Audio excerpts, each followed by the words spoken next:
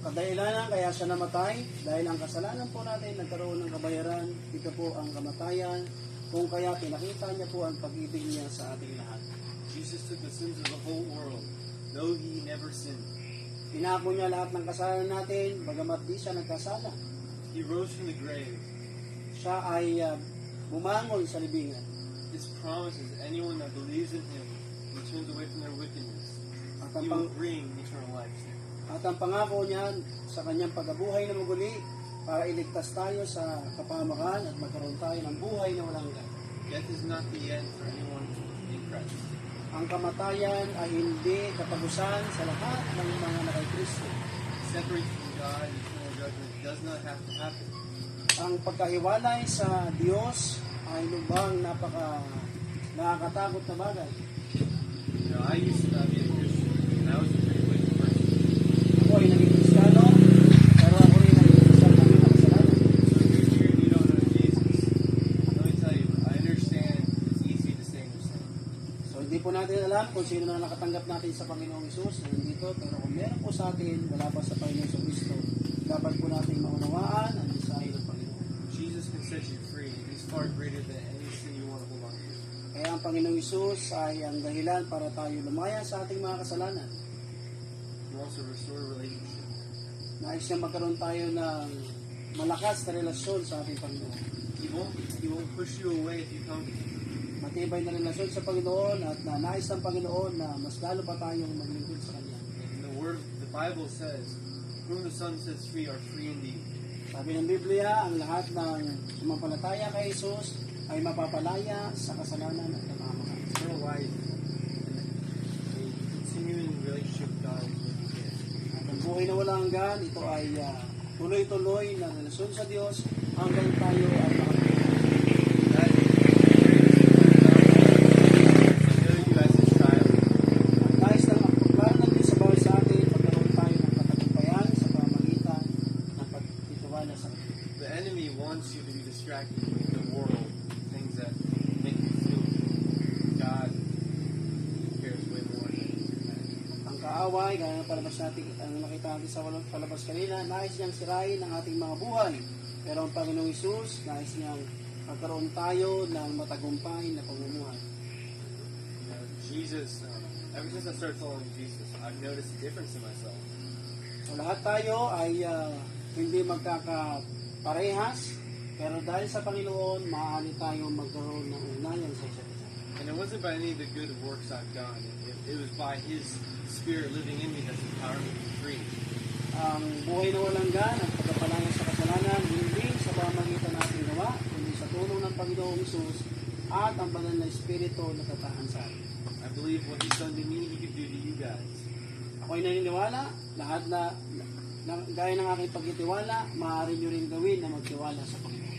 If I didn't believe that, I wouldn't fly all the way from America. I mean, this is true.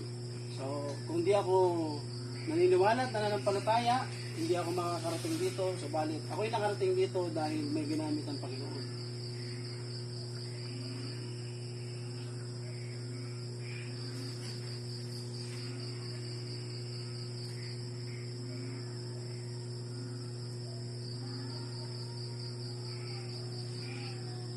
You don't have to fear God if you know. You don't have to be afraid He's gonna strike you down.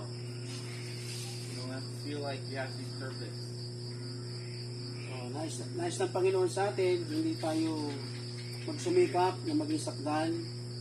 Hindi nais ng Panginoon sa atin, magkaroon tayo ng tunay na pagtitiwala sa Kanya para tayo maging sakdan o perfecto pagdating ng panahon. Two things I love about being a Christian is knowing God Himself. Dalawang bagay patungkol sa pagiging Kristiyano. Una, malaman natin na mayroong Diyos. But living that faith out with those who also love Him. At pananampalataya sa Kanya at pag-ibig sa kapwa.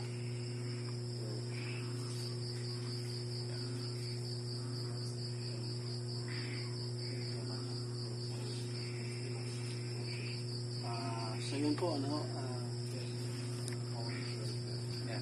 If you want to know Jesus yourself, nais natin tanggapin ng Panginoon. you don't have to wait until you're perfect or good enough. Hindi natin kayang pagsumikapan Jesus is like a good bath because He does the cleaning for you. You don't clean yourself before you take a bath. Maraming, So, ang Ano Panginoong dito? Isus ay maraming, tutuwang sa atin para tayo ay maging malinis. Hindi gaya ng ating paglilinis sa ating sarili. Kahit panahon na tayo ay naliligo. Hey, Ima. Ima, nasip. I want to encourage you, if you believe in Jesus and you truly want to follow Him, take Him seriously for what He says. Right? And He says, those who will go to the end shall be saved. To take your faith in Christ seriously. Muli, gaya ng binanggit natin kaibigan.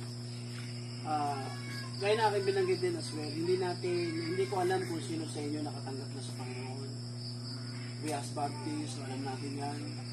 Once we receive the Lord Jesus Christ, so we have eternal life in heaven, buhay na walang yan. Pero sa atin na wala pa, na hindi pa tumatanggap, so, sa ating Panginoong Isus, at di pa sa sinasampalatayanan, so simple lang ang nais ng Panginoon. Magtiwala tayo kay Jesus Christ para hindi na tayo mapahamak sa impyerno. Because wala tayong gagawin para mapunta ng impyerno. We are bound to hell. Pero dahil sa biyaya ng Panginoon, maaari tayong mapunta sa langit. Kaya ang tanong ko po sa inyo, sino po sa inyo hindi pa alam kung saan mapupunta ang kanyang kaluluwa o kailangan ng Panginoong Yesus tanggapin bilang Panginoon at sariling tagapagligtas sa kanyang kaluluwa?